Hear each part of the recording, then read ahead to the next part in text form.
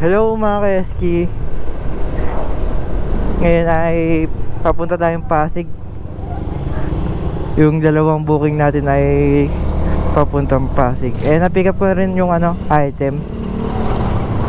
Yung isang booking natin may high demand, yung isa wala. Pero isa may may tip. So all good sa rin, para at least hindi na rin tayo maghihintay ng matagal doon sa kasabay.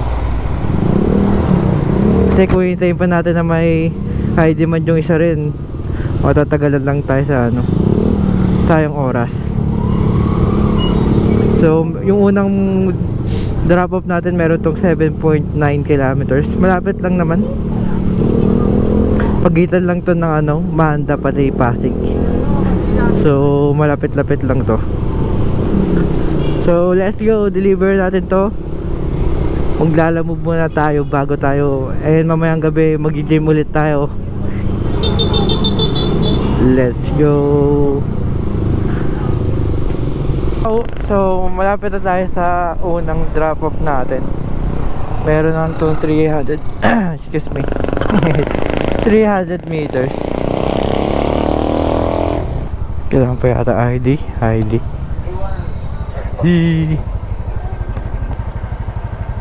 Santa Fe Street po.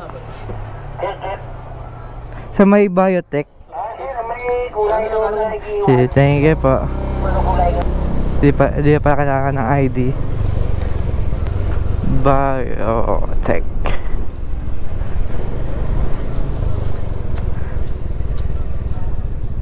Walang nakalagay na number. Saan na kaya? Hey, saan na kaya?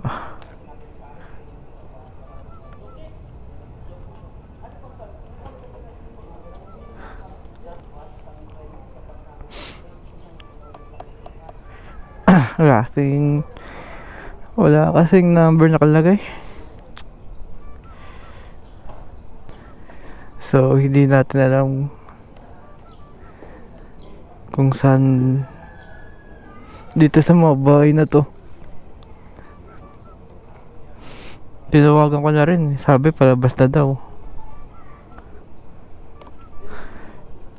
Hanggang ngayon wala pa rin.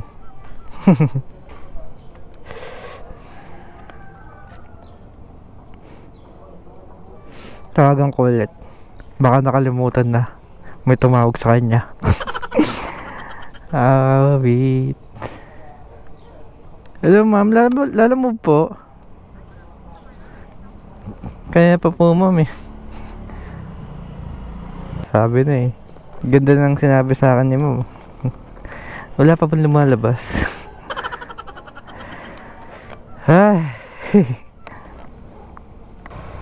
Unang tawag ko, palabas na daw. Ngayon sinabi sa akin wala pa bang nalabas.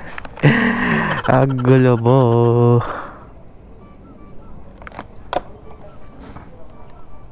Imbis na nasa second drop off na ako.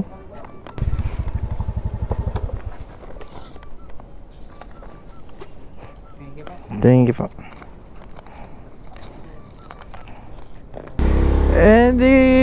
Okay na, diba?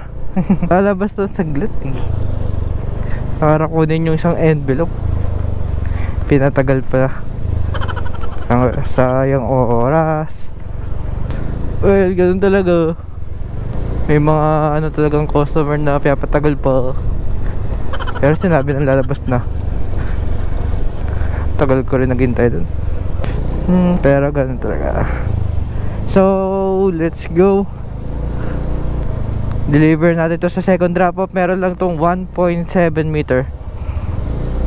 Diba napakalapit lang ng second drop off natin. Kung nung unang tawag pa lang natin, lumabas na agad. Di sana kumukuha na tayo ng panibagong booking. So let's go, deliver natin tong sa second drop off. So nandito na agad tayo sa second drop off natin. Diba? Napakabilis lang.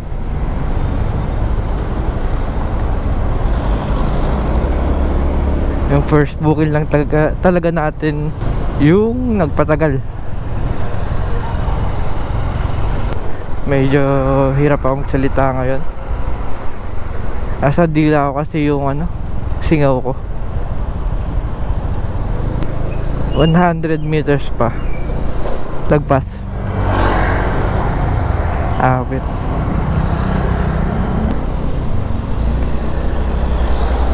Mansion to ito.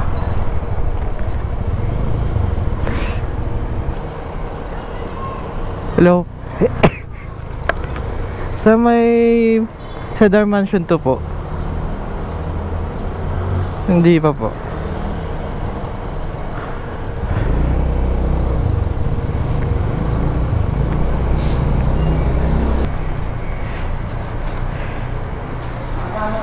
Ano ka transmitan?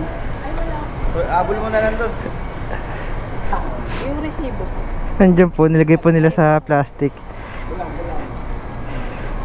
Thank you. Thank you po. So, na-drop off na natin yung pangalawang booking. Maghahanap na ulit ako ng kasunod. So, may nakuha tayong booking mga ka-SG, dalawa.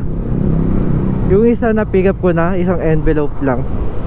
Papuntang PCU. Kasi sa itong kasabay pa is papuntang Ermita naman. Parehong Manila.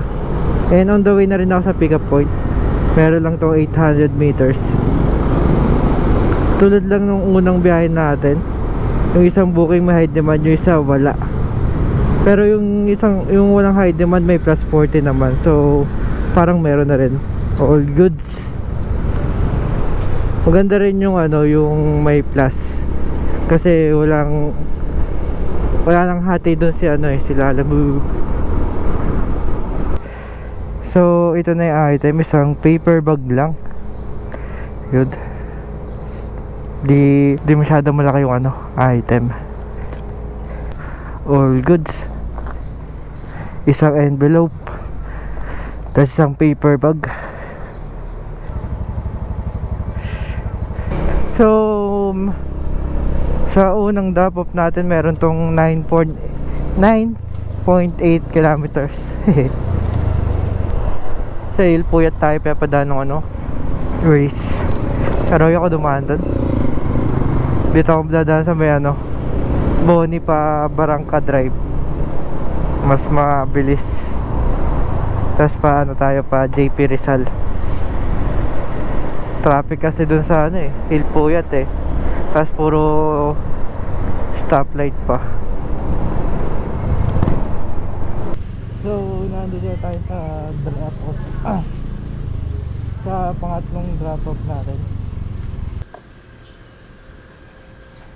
Dead end na kasi ito Santillan?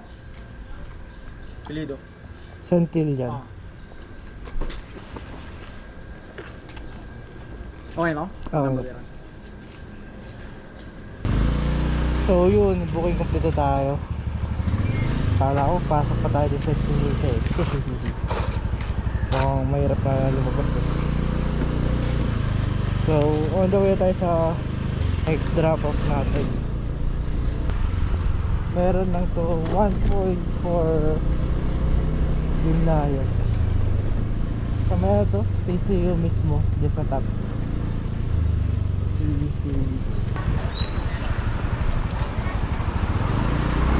So let's go, deliver tayo to. So nandito tayo sa may PCU.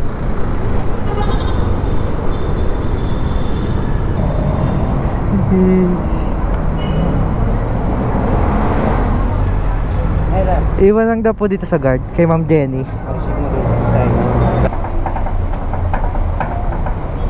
Asan yung pangalan? Ito po. Oo, sige. So yun, na-drop pa natin yung kasabay na booking. So booking complete tayo. So 12 na rin ang tanghali. Kakain na muna akong tanghalian. So hanggang dito na tayo mga ka-SK. Thank you for watching. Follow for more videos.